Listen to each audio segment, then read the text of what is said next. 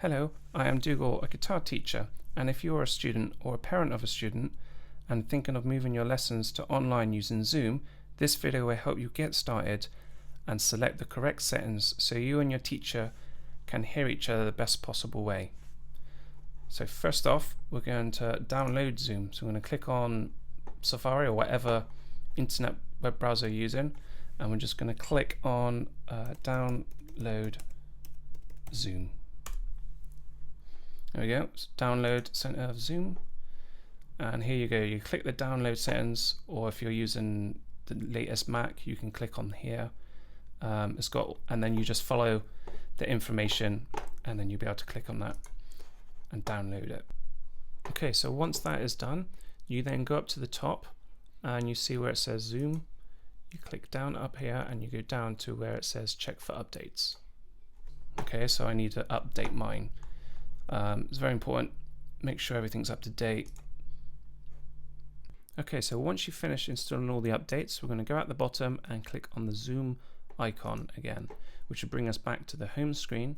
I'm going to go to the right side, this little cogwheel, I'm going to click on settings. Okay, then we're going to go down to where it says audio. I'm going to click on the audio, and we're just going to set this up like we're running straight through the laptop or computer. So no external microphone or headphones or anything like that. We're just going to run straight through the laptop. Okay, so as we scroll down, automatically adjust microphone volume. So we're going to make sure that is unticked.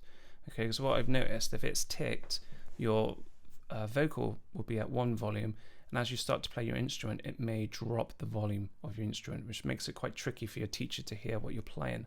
So we're just going to make sure that's unticked and turn it up as loud as it can go without it going into the red. Okay, so that's fine, full volume, you can hear everything just as clear as you possibly can. Then we go to suppress background noise. Now Zoom was originally designed for business meetings, and it got very good at cancelling out background noise. What this means for your guitar or instrument is it will think that it's background noise and lower the level of your guitar or other musical instrument. So you must make sure this is on low, because you don't want your guitar lower volume than your voice. Okay, and then we get to music and professional audio. So here it says show in meeting option to enable original sound from microphone.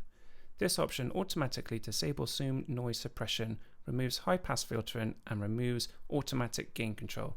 So it's pretty much the same as before. You've got to make sure it's ticked, and it will come up in the meeting itself, which we'll talk about a little bit later. Otherwise it will think your guitar is background noise and lower the level of your guitar or your musical instrument. Okay, and then we get to these three settings. High music mode, optimize Zoom audio for highest quality music. It can increase CPU and consume greater network bandwidth. So if you haven't got fast internet speeds or you're not using an Ethernet cable, probably best to keep this unticked. You want the lesson to run as smooth as possible without it freezing because of low internet speeds. But if you've got high speed internet or you're using a cable, then by all means click on that, it'd be good.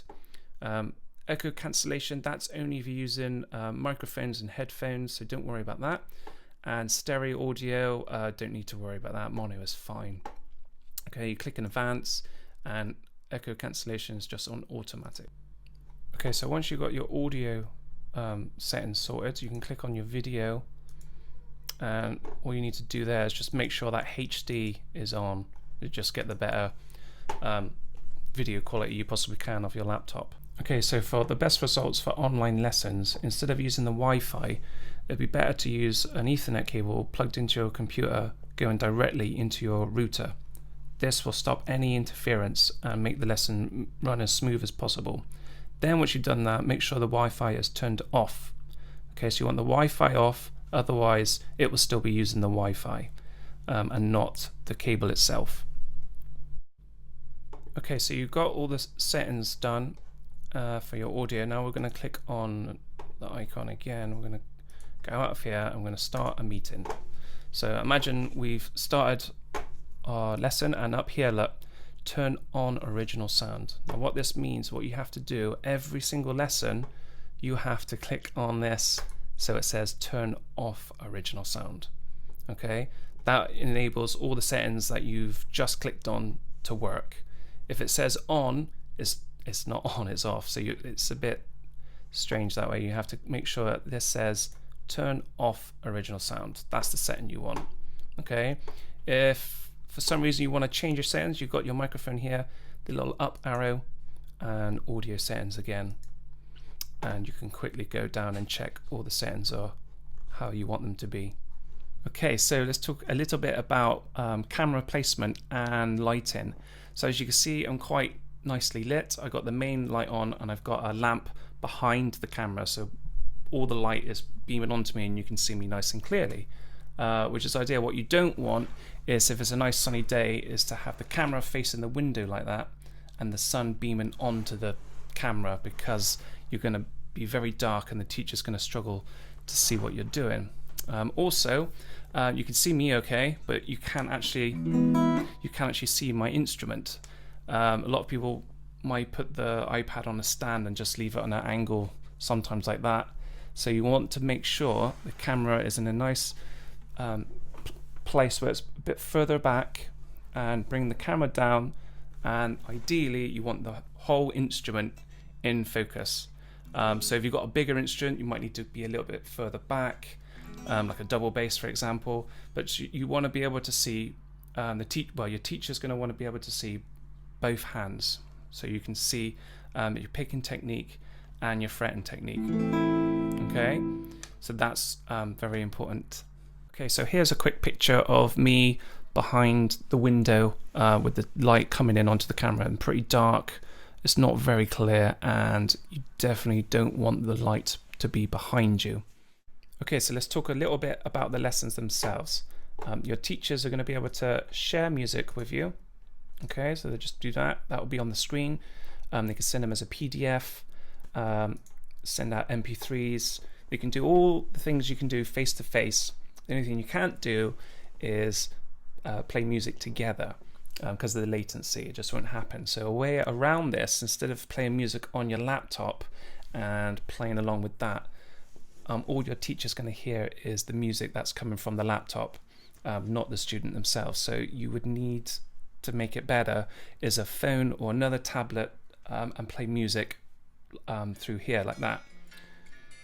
Okay, so the student be able to play along with this music, okay, and the teacher's going to be able to hear them really nice and clear. Just like a metronome here, have a metronome, and if you're playing scales or if you need to slow something down, play it along with a metronome. If you don't have one of those, there's plenty of apps. That's why a phone's a good idea, and it's the same thing. Okay, so being able to play along to that, you can slow it down. Okay, so that's very, very useful in lessons, is having another device to play some music. You can use a CD player, whatever you want to do. Okay, so now we're going to look into using Zoom on your phone or your iPad or tablet. Okay, so we're going to just click on the app. We're going to go into settings, and then we're going to click onto meetings. Okay, and then we're going to scroll down until we see use original sound. Okay, just like we did on the laptop, got to make sure that's turned on every lesson. Otherwise, those sound settings aren't going to work, and your teacher's going to find it very difficult to hear what it is you're playing. Okay, so I just want to talk a little bit about internet speeds. If you go on speedtest.net using any web browser and then click go, this will test the results of your internet speeds. This is my result using the Wi-Fi, and here is my result using the Ethernet cable into the router. You can clearly see that using a cable gives you better results. Now, if you can't use a cable for whatever reason and your lessons keep freezing, you can try a couple of things which may help. You could be in the same room as where your Wi-Fi router is. This is so Wi-Fi doesn't have to travel through the walls. Another way, which is probably the best result, is to not have other members of the household use too much Wi-Fi, such as another person on another Zoom meeting, online gaming, streaming, films and TV, etc. This will help the lesson run with as little freezing and as clear a sound as possible. Okay, so that covers the basics of using Zoom online. If you're new to having your lessons on Zoom, I hope this is helpful for you, or if you've been using Zoom for a while and you've learned something, then great. If there's anything you're still unsure about, just give me a message and I'll do my best to help you. Keep learning. Hope you enjoyed the video and look forward to seeing you soon. Take care, all the best.